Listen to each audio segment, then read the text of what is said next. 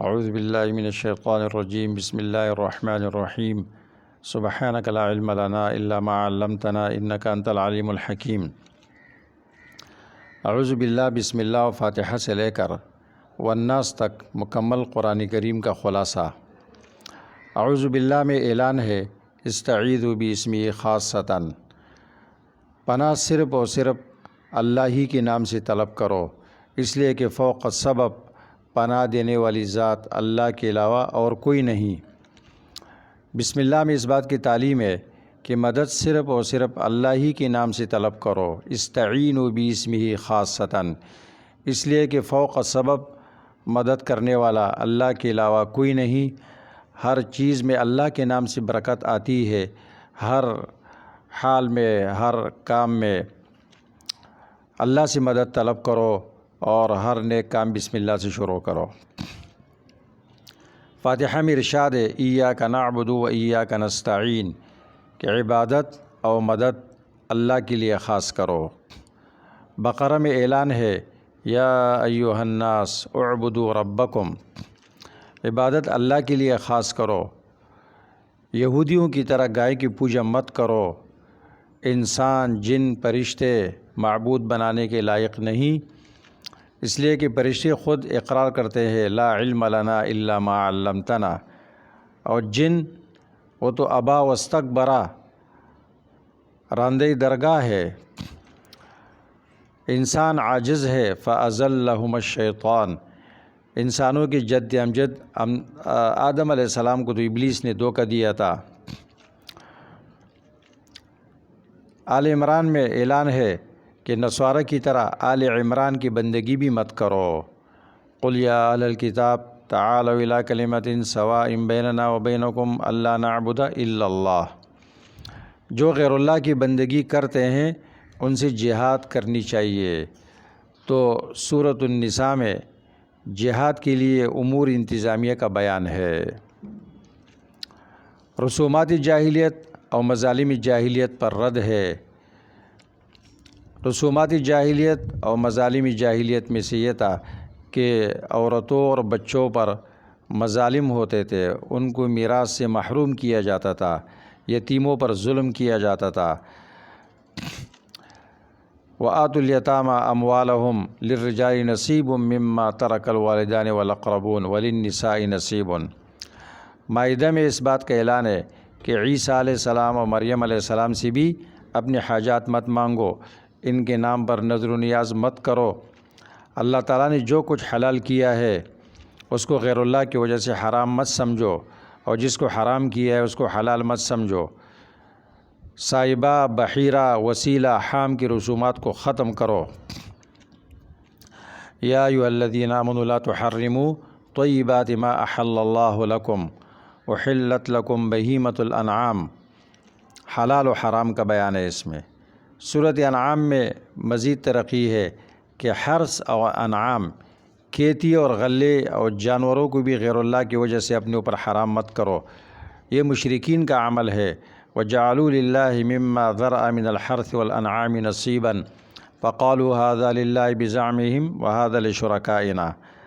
اعراف میں پھر مزید ترقی ہے کہ طواف کے وقت بھی اپنے اوپر کپڑوں کو حرام مت کرو، ننگا طواف مت کرو۔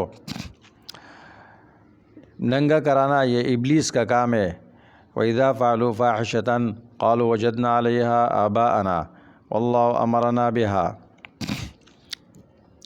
یا بنی آدم لا یفتننکم الشیطان کما اخرج ابویکم من الجنہ ینزع عنہما لباسہما۔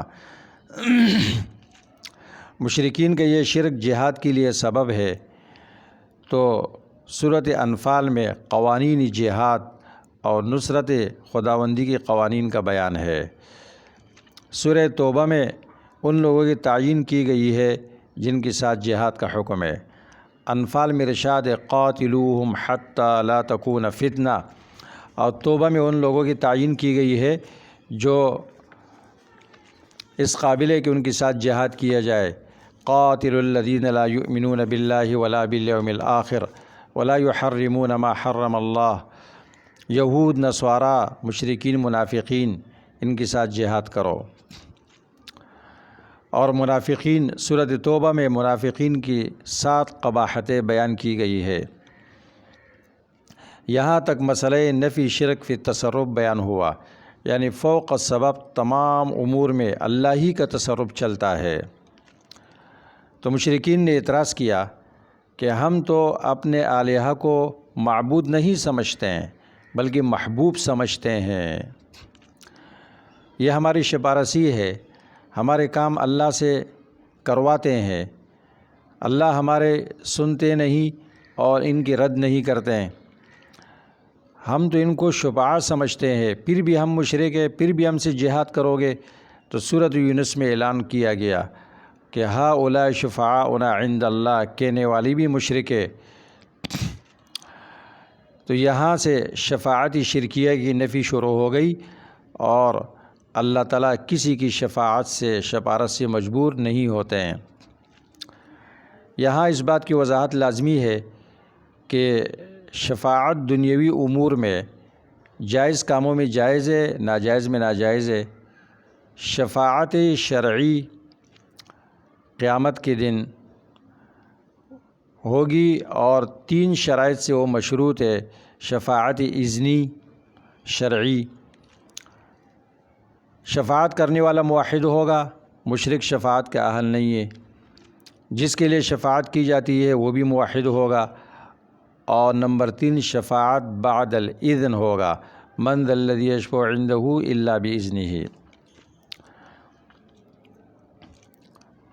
سورۃ ہود میں پھر ارشاد ہے کہ غیبانہ حاجات صرف اللہ سے مانگو، اس لیے کہ عالم الغیب بھی اللہ ہے، کارساز بھی اللہ ہے۔ ابراہیم علیہ السلام اپنے لیے بیٹے کا انتظام نہ کر سکے، لوط علیہ السلام نے فرشتوں کو نہیں پہچانا، ابراہیم علیہ السلام نے بھی فرشتوں کو نہیں پہچانا، نکرہم واوجس منہم خیفہ۔ لوط علیہ السلام سیء بہم وضاق بہم ذرعا، فرشتوں کو نہیں پہچانا انہوں نے۔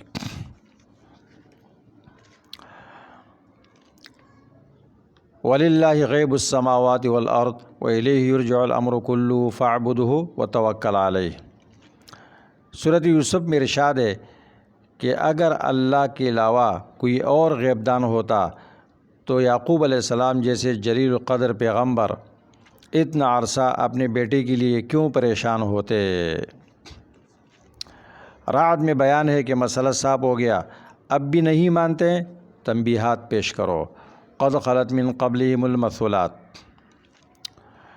سورۃ ابراہیم میں اس بات کا بیان ہے کہ وقائع دنیاوی پیش کرو، وذکرہم بایام اللہ، شرک کی ظلمت سے لوگوں کو توحید کی روشنی کی طرف نکالو، جیسے موسیٰ علیہ السلام نے کیا، ان اخرج قومک من الظلمات الی النور لتخرج الناس من الظلمات الی النور۔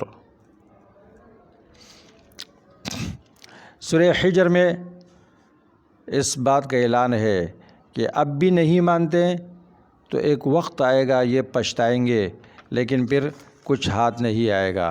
ربما یود الذین کفروا لو کانوا مسلمین۔ سورۃ النحل میں پھر اس بات کا بیان ہے کہ عذاب اخروی تو دور کی بات ہے، لو دنیا میں عذاب آ گیا، اتی امر اللہ فلا تستعجلوہ۔ بنی اسرائیل میں ارشاد ہے کہ معجزہ معراج میں غور کر کے قدرت الہی دیکھو، پھر بھی نہیں مانو گے، تم پر ایسا عذاب آ جائے گا جیسے بنی اسرائیل پر آیا تھا، جیسے قوم نوح پر آیا تھا۔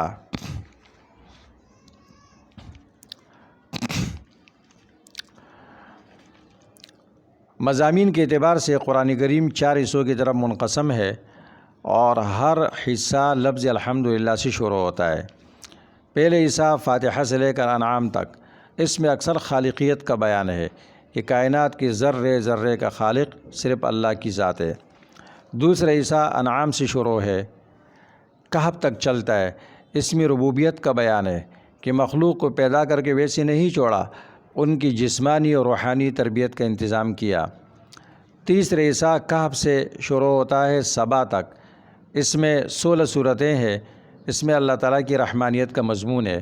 اس کے 2 طریقے اختیار کیے گئے ہیں۔ نمبر 1، کائنات کا نظام اللہ خود چلاتے ہیں، اللہ نے یہ نظام کسی کی سپرد نہیں کیا، لم يتخذ ولدا۔ نمبر 2، برکات دینے والی ذات پہ صرف اور صرف اللہ کی ہے، تبارک الذی نزل الفرقان علی عبدہ۔ پھر چوتھا حصہ سورۃ سبا سے آخر قرآن تک ہے، اس میں 2 مضمون ہیں، اثبات قیامت اور نفی شفاعت شرکی۔ تیسرے حصے کی صورتوں کی تفصیل۔ سورۃ کہف میں ان شبہات کے جوابات ہے جو مسئلہ نفی شفاعت شرکی پر وارد ہو سکتے تھے۔ پہلا شبہ اصحاب کہف کے متعلق کہ ان سے کرامتیں صادر ہوئی، ہو سکتے یہ شفیع غالب ہو، تو اس کا جواب دیا گیا، انہم فتیۃ آمنوا بربہم، وہ تو چند نوجوان تھے، موحدین تھے اور قرآن کریم سے رجسٹرڈ اولیاء ہے اور ان سے کرامتیں صادر ہوئی، لیکن وہ سوئے رہے، ان کو دنیا کی حالت کا پتہ نہیں تھا۔ قالوا لبثنا یوما او بعض یوم، یہ شفیع غالب کیسے ہو سکتے ہیں؟ دوسرا شبہ جنات کے متعلق ہو سکتا تھا، اس کا جواب دیا گیا، کان من الجن ففسق عن امر ربہ۔ تیسرا شبہ خضر علیہ السلام کے متعلق ہو سکتا تھا، اس کا جواب دیا گیا، ما فعلتہ عن امری۔ خضر علیہ السلام فرماتے ہیں میں نے جو کچھ کیا اپنے اختیار سے نہیں کیا۔ چوتھا شبہ ذوالقرنین کے متعلق ہو سکتا تھا، خود اللہ تعالیٰ نے ان الفاظ میں جواب دیا، انا مکننا لہ فی الارض، زمین میں ہم نے قدرت ہم نے ان کو دی تھی۔ یہ سب شفیع غالب نہیں ہو سکتے ہیں، اللہ ان سے مجبور نہیں ہو سکتے ہیں۔ تمام مخلوقات میں بلند ترین ذات محمد صلی اللہ علیہ وسلم کی ذات گرامی ہے، اور آپ کے معجزات میں ہمیشہ رہنے والا اہم معجزہ قرآن کریم ہے، اس کے باوجود آپ عبد ہے، الہ نہیں ہے۔ الحمدللہ الذی انزل علی عبدہ الکتاب ولم یجعل لہ عوجا۔ سورہ مریم میں اس شبے پر وارد ہونے والے باقی شبہات کے جوابات ہے۔ باقی شبہات کے جوابات بطور تتمہ ذکر کیے جاتے ہیں۔ سورہ مریم میں زکریہ علیہ السلام کی حالت تفصیلاً بیان ہوتی ہے یہود کی اصلاح کے لیے، کیونکہ یہود زکریہ علیہ السلام کے قبر سے مٹی لے جاتے تھے اور بیوی سے صحبت کی رات اس عقیدے سے اس مٹی کو کہتے تھے کہ اس کے کھانے سے ہماری اولاد پیدا ہوگی۔ اللہ تعالیٰ نے فرمایا، ذکر رحمت ربک عبدہ زکریہ۔ عیسیٰ علیہ السلام کا حال بیان کیا تفصیلاً نصارہ کی اصلاح کے لیے،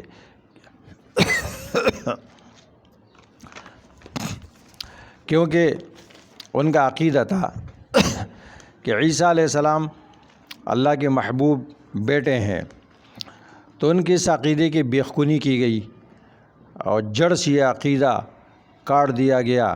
عیسیٰ علیہ السلام کا سب سے پہلا بول اللہ نے نقل کیا، قال انی عبد اللہ۔ ابراہیم علیہ السلام کا حال تفصیل سے بیان کیا عربوں کی اصلاح کے لیے، واذکر فی الکتاب ابراہیم انہ کان صدیقا نبیا۔ باقی انبیاء علیہ السلام کا حال اجمالاً ذکر کر کے سب کے بارے میں ارشاد فرمایا، خروا سجدا و بکیا، سب اللہ کے سامنے سجدہ کرنے والے، عاجزی کرنے والے تھے، یہ شفیع غالب نہیں تھے۔ مقربین میں سے حضرت مریم کا واقعہ ذکر کیا، قالت انی اعوذ بالرحمن منک ان کنت تقیا۔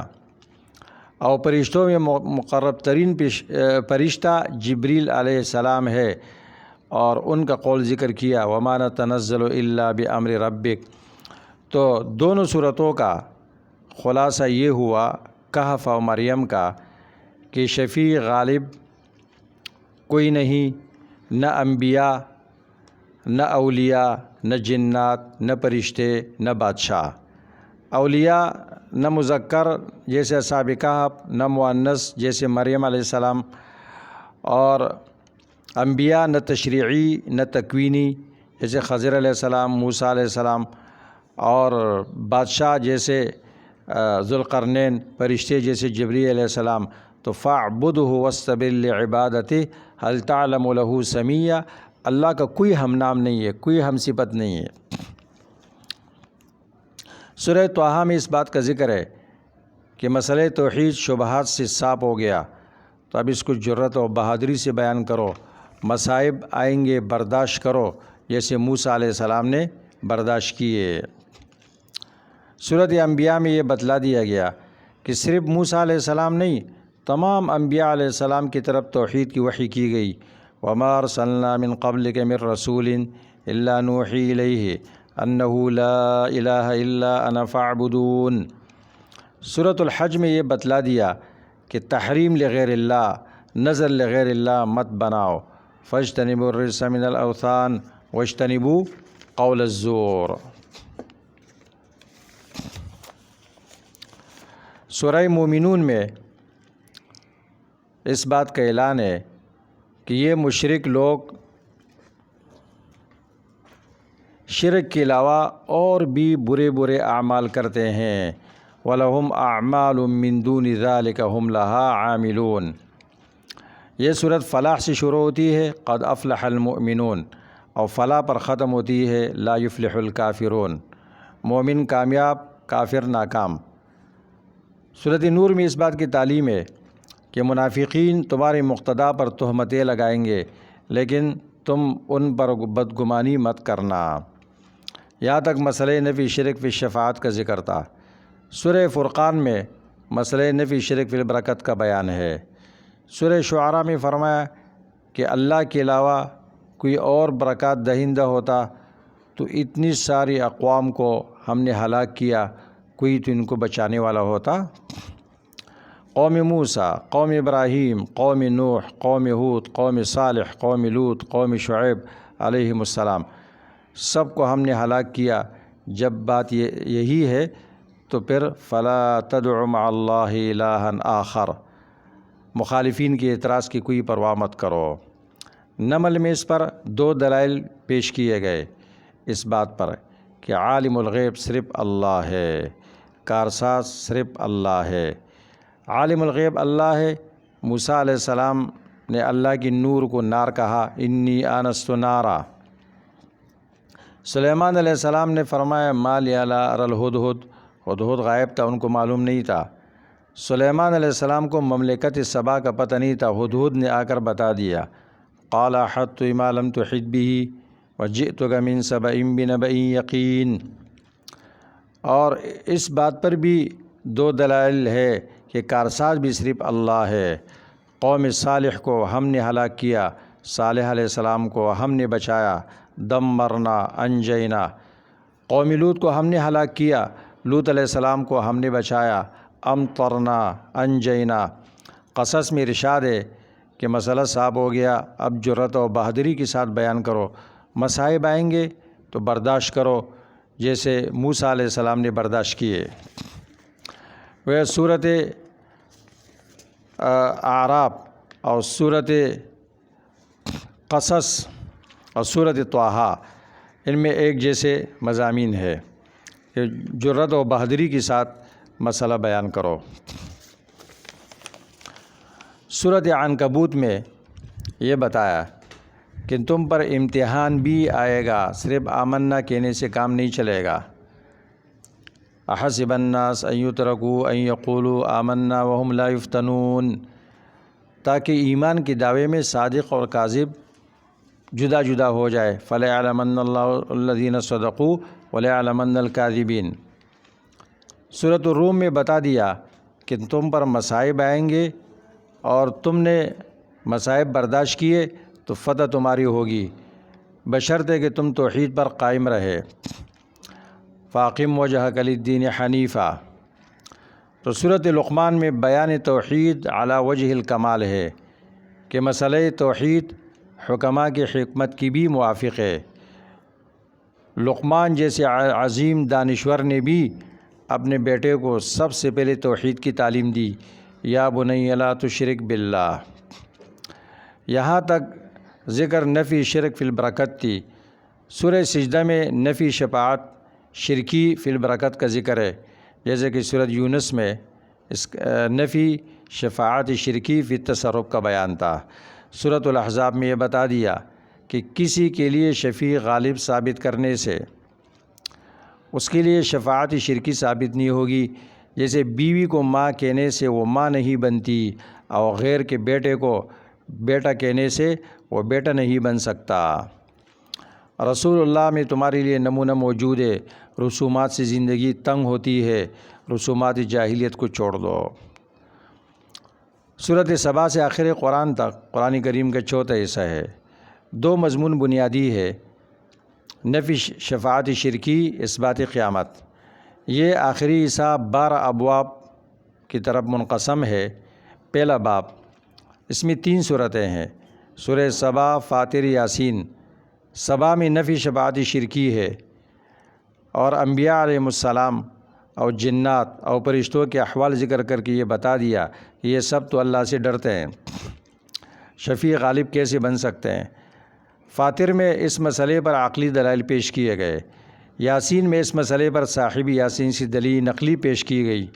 اتخذ من دونہ آلہۃ ان یردنی الرحمن بضر لا تغنی عنی شفاعتہم شیئا ولا ینقذون۔ دوسرا باب، اس میں بھی 3 صورتیں ہیں، صافات، صاد، زمر۔ سورۃ صافات میں اس دعوی میں مزید ترقی ہے کہ یہ سب تو اللہ کے سامنے گڑ گڑاتے رہے۔ فرشتوں کے 3 احوال بیان کیے، والصافات صفا، فالزاجرات زجرا، فالتالیات ذکرا۔ جنات کے احوال بیان کیے اور 9 انبیاء علیہ السلام کا تذرع نقل کیا۔ سورۃ صاد میں پھر مزید ترقی ہے کہ جن کو تم شفیع غالب سمجھ کر پکارتے ہو وہ تو خود بھی مصائب میں مبتلا ہوئے۔ داؤد علیہ السلام، سلیمان علیہ السلام، ایوب علیہ السلام کے احوال کو تفصیلاً بیان کیا اور 6 انبیاء کے احوال کو اجمالاً بیان کیا۔ مخلوقات کی عاجزی بیان کرنے کے بعد سورۃ زمر میں اصلی دعوے و نتیجے کی طرف رہنمائی کی گئی ہے۔ فاعبد اللہ مخلصا لہ الدین، الا للہ الدین الخالص۔ زمر میں ان صورتوں کا خلاصہ جمع ہوا ہے۔ تیسرا باب، یہ تیسرا باب حوامیم کا ہے، اس میں 7 صورتیں ہیں۔ پہلی صورت سورۃ مومن میں دعوی اصلی ہے، فادعوا اللہ مخلصین لہ الدین، اور شرک کے 4 قسموں پر رد کیا گیا ہے۔ الف لام میم حامیم سجدہ میں مشرکین کے 4 شبہات کے جوابات ہے۔ یہ شبہات اس لیے کرتے تھے کہ مسئلہ توحید ظاہر نہ ہو جائے۔ پہلا شبہ یہ کیا، ہم آپ کی بات نہیں سمجھتے ہیں۔ قالوا قلوبنا فی اکنۃ، جواب دیا گیا میں تو ایک سیدھی سادی سی بات کہتا ہوں جو تم آسانی سے سمجھ سکتے ہو، انما الہکم الہ واحد۔ دوسرا شبہ، اگر ہم آپ کی بات سنیں تو ہمیں ڈر لگتا ہے اور ہمیں خواب نظر آتے ہیں، بزرگ ہمیں ڈراتے ہیں۔ قال الذین کفروا لا تسمعوا لهذا القرآن والغوا فیہ، جواب یہ شیطانی خواب ہے، قیضنا لهم قرناء۔ تیسرا شبہ، ہم نہیں مانتے ہیں کہ یہ قرآن کریم اللہ کی کتاب ہے، کیونکہ قرآن عربی میں ہے، آپ بھی عربی ہے، ہو سکتا ہے کہ آپ نے خود بنایا ہو۔ جواب، اگر یہ عجمی زبان میں نازل ہوتا تب بھی تم اعتراض کرتے، اعجمی و عربی، نبی عربی ہے، کتاب عجمی ہے۔ چوتھا شبہ، اگر یہ اللہ کی کتاب ہے تو تورات کی طرح ایک ساتھ کیوں نازل نہیں کی گئی؟ جواب، موسیٰ علیہ السلام کی کتاب تو ایک مرتبہ نازل ہوئی تھی، اس میں بھی اختلاف کیا گیا، یہ تو کوئی دلیل نہیں ہے۔ وَلَقَدْ آتَيْنَا مُوسَى الْكِتَابَ فَاخْتُلِفَ فِيهِ۔ سورۃ شورى میں مزید 3 شبہات کے جوابات ہیں۔ پہلا شبہ، جو آپ کہتے ہیں آپ سے پہلے کسی نبی نے یہ بیان نہیں کیا۔ جواب، كَذَلِكَ يُوحِي إِلَيْكَ وَإِلَى الَّذِينَ مِن قَبْلِكَ اللَّهُ الْعَزِيزُ الْحَكِيمُ۔ دوسرا شبہ، سابقہ کتابیں آپ کی مخالفت کرتی ہے۔ جواب، وَمَا اخْتَلَفْتُمْ فِيهِ مِن شَيْءٍ فَحُكْمُهُ إِلَى اللَّهِ۔ تیسرا شبہ، سارے علماء آپ کے خلاف ہے۔ جواب، وہ عنادی ہے اور یہود نصارہ کے علماء نے اپنی کتابوں میں تحریف کی ہے۔ وَمَا تَفَرَّقُوا إِلَّا مِن بَعْدِ مَا جَاءَهُمُ الْعِلْمُ بَغْيًا بَيْنَهُمْ، عناد کا کوئی علاج نہیں ہے۔ سورہ زخرف میں ایک اور شبے کا جواب ہے، ہم تو ان کو اس لیے پکارتے ہیں غیر اللہ کو کہ یہ ہماری سفارش کریں گے۔ جواب وَلَا يَمْلِكُ الَّذِينَ يَدْعُونَ مِن دُونِهِ الشَّفَاعَةَ۔ سورہ دخان میں بھی ایک اور شبے کا جواب ہے، ہم انہیں پکارتے ہیں، ہو سکتا ہے سن لے۔ جواب اِنَّهُ هُوَ السَّمِيعُ الْعَلِيمُ۔ السمیع العلیم اللہ کی صفت ہے، یہ تمہاری بات کیسے سنیں گے؟ سورہ جاسیہ میں بھی ایک شبے کا جواب ہے کہ اس معاملے میں ہم اکابر کی اتباع کرتے ہیں۔ جواب ثم جعلناک علی شریعۃ من الامر فاتبعها، ہم نے آپ کو شریعت دی ہے، اس کی اتباع کریں آپ۔ سورہ احقاف میں آخری شبے کا جواب ہے کہ ہم ان کو پکارتے ہیں، ان کی پکار میں ضرور کوئی تقرب، خیر و برکت و نجات ہے۔ جواب فلولا نصرهم الذین اتخذوا من دون اللہ قربانا آلہا، مدد کیوں نہیں کی جب یہ ہلاک ہو رہے تھے؟ حوامیم میں مشرکین کے کل 11 شبہات کے جوابات دیے گئے۔ چوتھا باب، اس میں 3 صورتیں ہیں، سورہ محمد، فتح، حجرات، یہ تینوں صورتیں جہاد کی ہے۔ سورہ محمد میں ارشاد ہے فضرب الرقاب، فتح میں قتال کے بعد فتح کی بشارت ہے، جنگ کرو گے کافروں سے فتح ملے گی، انا فتحنا لک فتحا مبینا۔ سورۃ حجرات میں فتوحات کے بعد آداب معاشرت اور دین الہی کی اشاعت کا بیان ہے، اس کے لیے 7 اصول بیان کیے جاتے ہیں جس سے مسلمانوں کا معاشرہ درست رہے گا۔ 5واں باب، سورہ قاف سے لے کر قمر تک، اس میں مسئلہ قیامت بالترقی ہے، ہر صورت میں توحید کا بھی ذکر ہے۔ سورۃ قاف میں ہے کذالک الخروج، قبروں سے نکلنا ہوگا، بعث بعد الموت۔ زاریات میں مزید ترقی ہے، انما توعدون لصادق، موت کے بعد صرف زندگی نہیں بلکہ تمہیں بدلہ بھی دیا جائے گا۔ طور میں مزید ترقی ہے کہ پھر اس عذاب کو کوئی روک نہیں سکے گا، ما لہ من دافع۔ نجم میں مزید ترقی ہے کہ شفاعت شرکی بھی نہیں ہو سکتی، کم من ملک فی السماوات لا تغنی شفاعتہم۔ چھٹا باب، اس میں بھی 3 صورتیں ہیں، قمر، رحمان، واقعہ۔ اس میں نفی شرک فی البرکت کا مضمون ہے۔ سورہ قمر میں ہے کہ ہر چیز کا خالق صرف اللہ ہے، انا کل شیء خلقناہ بقدر۔ رحمان میں اس پر تفریح ہے کہ ہر چیز میں برکت ڈالنے والی ذات بھی صرف اللہ کی ہے، تبارک اسم ربک ذو الجلال والاکرام۔ سورۃ الواقعہ میں اس کا نتیجہ ہے کہ فسبح باسم ربک العظیم، اب اللہ کا نام شرک سے پاک کرو۔ 7واں باب، سورۃ حدید سے لے کر سورۃ ملک تک ہے، اس میں 10 صورتیں ہیں اور یہ 10 صورتیں ایک مضمون پہ چلتی ہے، وہ مشترک مضمون قتال اور انفاق کی طرف ترغیب الی القتال، الی الجہاد والانفاق، الی الجہاد والانفاق، اور منافقین پر زجر ہے جو ان 2 چیزوں میں سستی کرتے تھے، اور ہر صورت میں تھوڑی تھوڑی توحید بھی ہے۔ 8واں باب، سورۃ ملک سے لے کر سورۃ مزمل تک ہے، اس میں 6 صورتیں ہیں، ان 6 صورتوں کا مشترکہ مضمون نفی شرک اعتقادی، نفی شرک فعلی ہے اور نفی شرک فی البرکت ہے اور ترک مداہنت ہے، ودوا لو تدہن فیدہنون۔ 9واں باب، اس باب میں 2 صورتیں ہیں، مزمل، مدثر، ان 2 صورتوں کا مضمون ترغیب الی القرآن ہے، یہ 2 صورتیں قرآن کریم کی ہے۔ 10واں باب، سورہ قیامت سے لے کر سورۃ الاعلیٰ تک ہے، اس میں 12 صورتیں ہیں، ان 12 صورتوں کا مشترکہ مضمون اثبات قیامت بالترقی ہے۔ 11واں باب،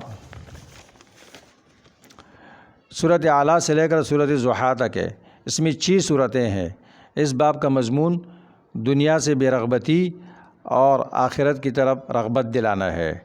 12واں باب، سورہ ضحیٰ سے لے کر آخر قرآن تک، اس میں 22 صورتیں ہیں جن کے مضامین یہ ہے، نمبر 1 اثبات توحید، نمبر 2 اثبات رسالت، نمبر 3 قرآن کی صداقت و سچائی، نمبر 4 آخرت پر ایمان، نمبر 5 تزید فی دنیا کی بے-رغبتی، نمبر 6 ترغیب الی الآخرہ، آخرت میں رغبت کا بیان، نمبر 7 منکرین کی ہلاکت کا بیان، نمبر 8 توحید پر استقامت کا بیان، نمبر 9 رب العالمین کے ذریعے پناہ کا حصول۔ وآخر دعوانا ان الحمد للہ رب العالمین۔